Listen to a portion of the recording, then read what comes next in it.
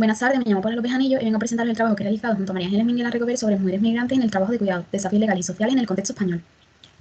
En este trabajo se abordarán los siguientes puntos: introducción, hipótesis y objetivo, metodología, marco teórico, marco normativo, en la que se hace una distinción entre la normativa internacional y europea con respecto a la normativa nacional, la discriminación de la empleada del hogar migrante, desde el cual se abordan los desafíos sociales a los cuales se enfrentan esas mujeres por el simple hecho de desempeñar una actividad dentro del hogar familiar, las conclusiones y por último la referencia. Hemos querido iniciar este trabajo con una cita de la socióloga estadounidense Arlie Hochschild, que describe con bastante claridad cuál es la posición que desde los sistemas de bienestar y políticas públicas se ha tomado con respecto al cuidado. El escaso valor que se atribuye al trabajo de cuidar no resulta de una ausencia de necesidad ni de su simplicidad o facilidad. Todos en algún momento de nuestra vida hemos precisado de cuidar o ser cuidado. Sin embargo, socialmente se ha concebido la idea de que los cuidados no precisaban de una asistencia o una protección jurídica, ya que en su mayoría eran prestados por familiares y en un ámbito de privacidad. Esta idea se trasladó a las políticas públicas y legislación, lo cual supuso que desde estas no se protegiera ni el cuidado ni a las personas que se encargaban de proporcionar este cuidado. Fueron pasados muchos años hasta que se reconoció la figura del cuidador como un sujeto de derecho y por lo tanto perceptor de derechos sociales. En este trabajo se tratarán las dimensiones por las cuales ha atravesado el cuidador para poder lograr una protección casi plena de sus derechos. La hipótesis de este trabajo es la feminización y la falta de reconocimiento del cuidado en nuestra sociedad ha tenido influencia en la normativa laboral y protección social de este sector. Como objetivos se han establecido analizar la evolución histórica de la normativa internacional, europea y española en materia de protección social y laboral de las empleadas del hogar y cuidado, así como identificar algunos desafíos a los cuales se enfrentan empleadas domésticas y cuidados migrantes en el desempeño de su profesión previo y posterior al decreto 16/2022. En lo que respecta a la metodología, se ha empleado una investigación verificativa la que tiene por finalidad corroborar en qué medida se cumple la proposición o hipótesis en la realidad de la que se extraen los datos. En este trabajo es importante hacer una distinción entre las dos partes presentes en él, como sería la contextualización teórica y el marco normativo. En lo que respecta a la contextualización teórica, hemos realizado una revisión documental empleando palabras clave como sería crisis de los cuidados, empleo doméstico, empleadas migrantes, cadenas globales de cuidado, utilizando en estos mecanismos y operadores booleanos como serían AND y OR. En lo que respecta al marco normativo, se ha utilizado la técnica de derecho comparado sociológico-jurídico, en la cual estudia el fenómeno legislativo teniendo en cuenta los condicionantes sociohistóricos y culturales en los que está inmerso. Es importante realizar una contextualización teórica sobre cómo se ha entendido el cuidado, no solo a nivel internacional, sino también en nuestro Estado. El cuidado incluye numerosas actividades que implican proporcionar el bienestar físico, psíquico y emocional. En esto surge una dificultad, puesto que dentro del concepto de cuidado se pueden incluir numerosas actividades. Y desde el punto de vista polisémico, era posible traducirlo con distintas definiciones. Esta complejidad asociada a la polisemia generó un conflicto en la academia, por lo que fue necesario realizar un estudio en profundidad sobre las definiciones que existían en el cuidado. Esta investigación fue llevada a cabo por Carol Thomas, la cual distinguió 7 dimensiones que posteriormente serían utilizadas por otros autores como Jesús Rogero para establecer los modelos de prestación de cuidado que existían. En España nos encontramos en un sistema de bienestar familista o sureño en el cual el sistema de cuidados familiar prevalecía sobre los cuidados profesionales. Asimismo, la falta de corresponsabilidad del Estado y las medidas tomadas con respecto al cuidado hizo que los cambios sociales, el creciente aumento de las personas dependientes y la incorporación de la mujer al empleo profesional influyera especialmente sobre el sistema de cuidado. Como bien he dicho, las mujeres se incluyen en un sistema profesional o un mercado profesional abandonando esas obligaciones de cuidado que se le habían interpuesto como rol de género. Es por ello que se producen unas lagunas de cuidado que precisan de ser cubiertas. Este fenómeno se denomina crisis de los cuidados. Se produce una desestabilización del sistema y se requiere que estos cuidados se mercantilicen, puesto que las deficiencias del propio sistema de cuidado no pueden responder a las necesidades o demandas de la población. En este contexto de mercantilización surge la figura de la empleada doméstica migrante, la cual iniciaría un fenómeno denominado cadenas globales de cuidado, donde abandonaba su hogar familiar para incluirse en otros hogares de Occidente. Asimismo, tendría un valor bastante importante esta figura, puesto que cubriría los nichos laborales. El cuidado, como bien he dicho, debido a la poca retribución y el reconocimiento social que tenía, se convirtió claramente en un nicho laboral que no quería ser cubierto por las mujeres nacionales, puesto que se estaban incorporando a un mercado profesional que le ofrecía todo aquello que no había sido reconocido con el paso del tiempo. Estas mujeres ven en la actividad de cuidado una puerta de acceso a la regularización. Sin embargo, se verá con el paso del tiempo que esta inclusión de la mujer migrante para el mantenimiento del sistema de bienestar no sería ni reconocida ni valorada por parte de los sistemas de bienestar ni estados. Respecto al marco normativo, es importante señalar que a nivel internacional, las organizaciones internacionales como la Organización Internacional del Trabajo influyeron bastante en el desarrollo de derechos para el servicio doméstico. La primera mención que se hace al servicio doméstico en lo que respecta a la concesión de derechos tiene lugar en el convenio número 24 relativo al seguro de enfermedad de los trabajadores de la industria, del comercio y del servicio doméstico. Posterior a este, surgirían otros convenios y recomendaciones relativas a la organización del empleo doméstico. ¿Qué sucede? Hemos de tener en cuenta que hasta la primera mitad del siglo XX la única presencia del servicio doméstico en la normativa internacional era para excluirlo de las protecciones que ofrecía, en este caso, por ejemplo, la Organización Internacional del Trabajo. La Declaración Universal de los Derechos Humanos también tiene un papel bastante importante, pues establece las bases sobre el respeto de los derechos con independencia del sexo, la etnia, posición social, profesión, etc. Paralelamente en Europa se estaba sucediendo el Convenio para la Protección de los Derechos y las Libertades Fundamentales.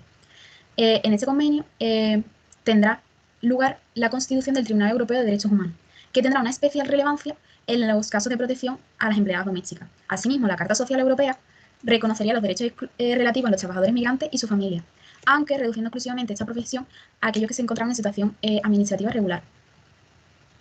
La Organización Internacional del Trabajo en los años 70 permite que los estados establezcan la exclusión de ciertas categorías de trabajadores por decisión del estado miembro, por lo cual los convenios a los que se adscribirían las trabajadoras domésticas dependería del estado en el que se encontraran. Otro de los hitos fue la Convención para la Eliminación de toda forma de discriminación sobre la mujer, que supondría la obligación de las autoridades por velar en contra de todas aquellas prácticas que supusieran o pudiesen incurrir en una discriminación. En 1990 tiene lugar la Convención sobre la Protección de los Derechos de todos los trabajadores migrantes y sus familiares, que se trató de uno de los principales instrumentos para proteger a las personas migrantes con independencia de su estatus migratorio. En 2005 tiene lugar la Recomendación General número 26 relativa a las trabajadoras migratorias. Esta recomendación incide fundamentalmente en la figura de las mujeres migrantes dedicadas al trabajo, bien en el empleo doméstico o en otros sectores, garantizando el cumplimiento de sus derechos, especialmente haciendo especial hincapié en aquellas trabajadoras domésticas que eran víctimas de discriminación y explotación en los países de recepción. Uno de los mayores hitos tiene lugar en 2011, que es la aprobación del convenio número 189 y recomendación 201 de la OIT. Esta aprobación del convenio supondría un antes y un después en la protección de los derechos de las cuidadoras y empleadas domésticas, ya que tenía como objetivo proteger a estas mujeres del riesgo que tenían las actividades domésticas, evitando que éstas pudiesen derivar en casos de explotación laboral y sexual. Por último, la Agenda en 2015, la Agenda 2030 de Desarrollo Sostenible, incluiría como meta la protección de los derechos laborales, en concreto la meta 8.8, de las mujeres migrantes y personas con empleos precarios. Esto se convertiría en un eje transversal de lo que desde 1999 la Organización Internacional del Trabajo estaba luchando con respecto al trabajo decente. Por último, el informe europeo sobre las empleadas domésticas, que desde la Unión Europea se emitiría con respecto a las necesidades que las empleadas domésticas y de cuidado tenían en el ámbito europeo y de los riesgos a los cuales éstas se exponían. Es importante señalizar que en el panorama europeo la protección a las cuidadoras migrantes ha sido bastante limitada, incluso escasa. Si hubiese que hacer una distinción entre el Consejo Europeo y la Unión Europea, el Consejo Europeo ha tenido medidas mucho más dirigidas a la protección de la empleada del hogar que la Unión Europea. Fundamentalmente porque, como he dicho, el Tribunal de los Derechos Europeos de Derechos Humanos ha tenido una importante relevancia en los casos de explotación sexual y servidumbre que tenían lugar en el ámbito europeo, generando asimismo o impulsando la creación posterior de, o no solo la creación, sino también el reconocimiento o ratificación de convenios como sería el 189. En lo que respecta a la normativa nacional, debemos hacer una distinción entre el periodo preconstitucional y el periodo constitucional y postconstitucional. En el periodo preconstitucional nos encontramos en un contexto en el cual la mujer es absolutamente carente de derechos y, por lo tanto, no reconocida como ciudadana de derecho en su totalidad. También cabe resaltar que durante el periodo preconstitucional el empleo doméstico era considerado como servidumbre. A eso debemos añadir que si el empleo doméstico era considerado servidumbre, alcanzando uno de los estratos más bajos de la sociedad, y el hecho de ser mujer suponía la mayor discriminación posible.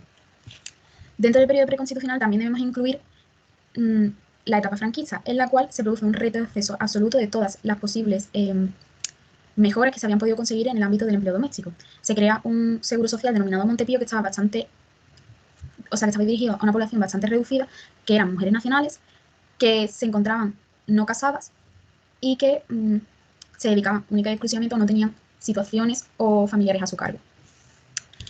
Tras la Constitución española, surge una normativa dirigida a la protección de la empleada del hogar, aunque se ha de decir que, a pesar de producirse en un contexto democrático, las vulnerabilidades seguían estando muy presentes.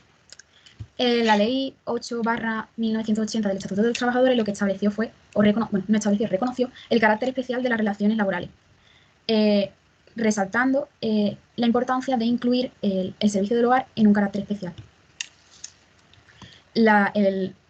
Esto se traduciría en el Real Decreto 1424/1985, donde se establecería el carácter especial del servicio del hogar familiar. En lo que respecta a la Ley Orgánica 4/2000, se trata de la Ley de Extranjería, y es una de las principales normativas en regulación en materia de migración. En España, ¿qué sucede? Que esta ley es bastante criticada, puesto que sitúa a las mujeres en una situación de bastante vulnerabilidad con respecto al resto de empleadas domésticas, pues se sumaba las dificultades que se añadían a la Ley de Extranjería. No fue hasta la inclusión del Reglamento de Extranjería cuando se reconoció el arraigo laboral y social, que facilitó bastante la incorporación de estas mujeres a una situación administrativa regular. La Ley 39/2006, conocida popularmente como Ley de Dependencia, establecería la diferencia y la definición de cuidados profesionales y cuidados no profesionales, excluyendo el servicio doméstico de esta normativa. Es decir, no sería hasta el Real Decreto 1620/2011 cuando se establecerían todos los requisitos a lo que se adscribía la empleada doméstica. Esta ley surge ante la feminización y la necesidad de dignificar los servicios, pero no se apostaba tanto por una mejora de las condiciones, sino como una equiparación con respecto al resto de trabajadores del régimen general. El Real Decreto 29/2012 acerca las bases de cotización de las empleadas domésticas a las establecidas en el régimen general. El Real Decreto 11/2020 supone la inclusión de las trabajadoras del hogar en las medidas urgentes que se tomaron durante la crisis sanitaria, puesto que estas fueron excluidas del Real Decreto 8/2020 relativa a las medidas urgentes. Por último, nos encontramos con el Real Decreto 16/2022, que supone una novedad tras toda la normativa que hasta entonces había surgido. Como he dicho, el convenio número 189 de la OIT precisaba de ser ratificado por España y por lo tanto trasladado a la legislación. Este Real Decreto es el traslado de la esencia del convenio 189 a la normativa española. Sin embargo, observaremos que esta normativa resulta escasa para todos los años que han pasado hasta conseguir este objetivo. Bueno, fundamentalmente, las principales novedades que incluía este Real Decreto era Fogasa, la inclusión en Fogasa, y era que aunque la familia se declarara insolvente, la empleada cobraría igual que el resto de trabajadores del régimen general. Como bien he dicho, este Real Decreto venía para responder a aquellos derechos que la empleada del hogar tenía en el convenio número 189. Es decir, ha cubierto todas aquellas necesidades principales de la empleada doméstica, pero no ha profundizado en aquellas problemáticas que podían surgir del desempeño del empleo doméstico. Otra de las medidas tomadas fue el control de las obligaciones del empleador. El hogar familiar se convierte en el centro de trabajo, cotización por contingencias profesionales y reconocimiento de las enfermedades profesionales. También hemos de partir de un hecho. El empleo doméstico surge en un hogar familiar protegido por la inviolabilidad del domicilio, tal como dice el artículo 18 de la Constitución española, por lo cual no está sujeto a inspecciones de trabajo o en las cuales se puedan observar cuáles son las condiciones en las cuales trabaja la trabajadora, a un sistema de prevención de riesgos laborales. Por lo tanto, se basa en cubrir aquellas lagunas más visibles o que situaban a la trabajadora en una posición de inferioridad con respecto al resto de trabajadores, pero no profundiza en cómo debe hacerse esta protección. El despido, que era una de las mayores preocupaciones que existían, puesto que las mujeres no tenían derecho a despido y por lo tanto no podían acceder a las prestaciones o subsidios. Las razones, se establecen razones de despido, que es la reducción de ingresos familiares, circunstancias familiares y pérdida de confianza. Existía previamente en el Real Decreto 1620/2011 la figura del desistimiento, en el cual la familia podía rehusar de la participación o del trabajo de esta trabajadora doméstica. Son muchos los académicos que dicen que estas causas de despido son una forma no objetiva de encubrir una forma de desistimiento. Y por último, la cotización por desempleo, que se equipara al resto de trabajadores del régimen general. La discriminación de la empleada del hogar migrante en la normativa española. A continuación os mostraré los desafíos sociales, algunos de los desafíos sociales a los cuales se enfrenta la empleada doméstica. Por un lado, la vivienda. Al tratarse de la vivienda, del espacio donde se realiza esta actividad laboral, esta se convierte en víctima de prácticas que atentan contra los derechos humanos.